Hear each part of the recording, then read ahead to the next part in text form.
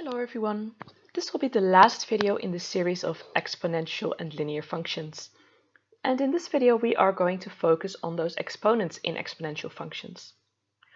So we will be looking at 3 algebraic rules for exponents. I will tell you why they work the way they do and then give a few examples. After that we will have a look at one example where all those rules get combined. And then finally, I will show you how you can use these rules to show that two functions are equal. All right, let's start with the first rule. G to the power of a times g to the power of b is g to the power of a plus b.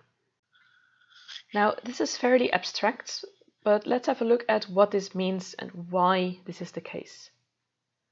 So I'm just going to use an example. Let's say we have 3 to the power of 4 times 3 to the power of 2. And what I can do is I can write this all out, and we have a whole string of 3's. 3 to the power of 4 is 3 times 3 times 3 times 3, and then 3 to the power of 2 is 3 times 3. And that gives us a total of 6 3's, so that is 3 to the power of 6. Now, instead of writing this out and getting there, what we could have done is simply add the two exponents, 4 plus 2. And that is what this rule tells us to do. So let's have a look at a few examples. Let's say we've got 5 to the power of 3 times 5 to the power of 6. Then all we need to do is we could just do 3 plus 6, and we can say that this is 5 to the power of 9. We can also use this rule the other way around, maybe even with a variable in there. And that is to split it up. So we can split this up as 2 to the power of x times 2 to the power of 4. And if we want to, we could even write the 2 to the power of 4 as 16, calculate the number. Now it's important to keep in mind here that this rule will only work if the base numbers are the same, if they both have that same g. So in the case of 3 to the power of 4 times 5 to the power of 2, the base numbers are different, so there's nothing we can do. All right, that was the first one. Let's get to the second one. G to the power of a to the power of b is g to the power of a times b. Now again, let's first have a look at why and what this even means. So suppose we've got 3 to the power of 2 to the power of 4. Then we can again write out this power of 4, and that gives us 3 to the power of 2 times 3 to the power of 2 times 3 to the power of 2 times 3 to the power of 2. And from here we can use our previous rule to combine this to 3 to the power of 4, add this to get 3 to the power of 6, 3 to the power of 8. And instead of writing it out like that, what we could have done is multiply 2 times 4, multiply the exponents, and that would have given us the same answer. So that is the idea behind this rule. Let's have a look at a few more examples. So let's say we've got 11 to the power of 3 to the power of 5. Then all we have to do is say 3 times 5, that's 15, so it's 11 to the power of 15. Again, we can do this the other way around as well, to actually split it up, write it with brackets. So 4 to the power of 2x we may write as 4 to the power of 2 to the power of x. Or you may split it the other way and get 4 to the power of x to the power of 2. Those are actually the same thing. And then if you want to, you can even calculate this 4 to the power of 2 to get the final answer of 16 to the power of x.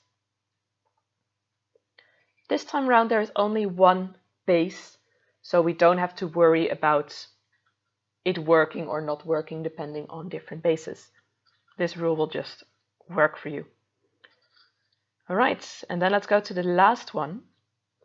That is g to the power of a divided by g to the power of b equals g to the power of a minus b. So let's have a look at why this rule works. And for that, let's take a look at the example of 3 to the power of 4 divided by 3 to the power of 2. Just like with the previous ones, let's write this out. So we've got 3 times 3 times 3 times 3 divided by 3 times 3.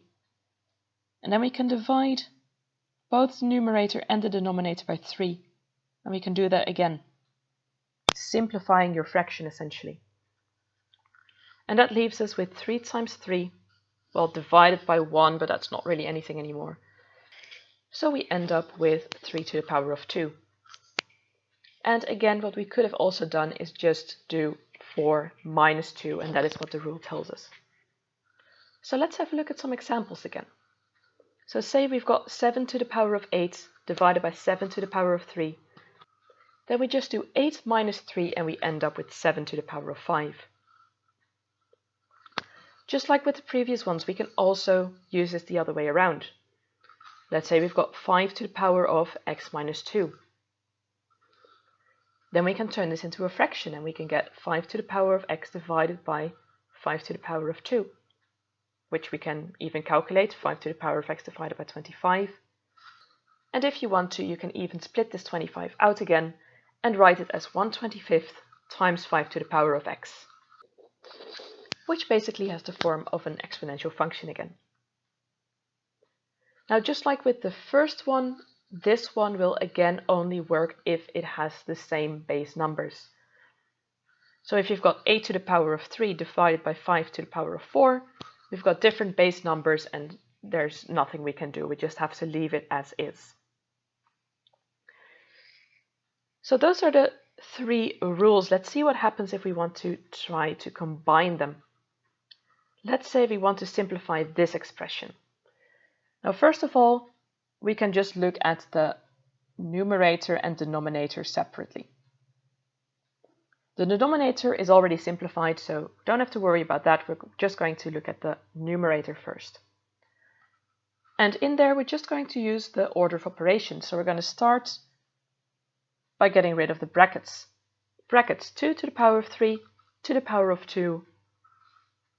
Then we have to multiply, so 3 times 2, that becomes 2 to the power of 6. Then we solve this multiplication, and if it was 2 to the power of 8 times 2 to the power of 6, then we had to add the exponents. So you do 8 plus 6 to get 2 to the power of 14. And then once our fraction is as simple as it can be, we can finally take our last step and solve the fraction. And for that we had to subtract. So we do 2 to the power of 14 divided by 2 to the power of 5. 14 minus 5, and we end up with 2 to the power of 9. So we use all the rules here. The rule about g to the power of a to the power of b. The rule about g to the power of a times g to the power of b. And the rule about g to the power of a divided by g to the power of b. They can all be combined to simplify any expression. So last but not least, let's get back to functions and see how we can use this to show whether two functions are equal. We're going to try this with another example. So we're going to check whether these two functions are equal, fx and gx.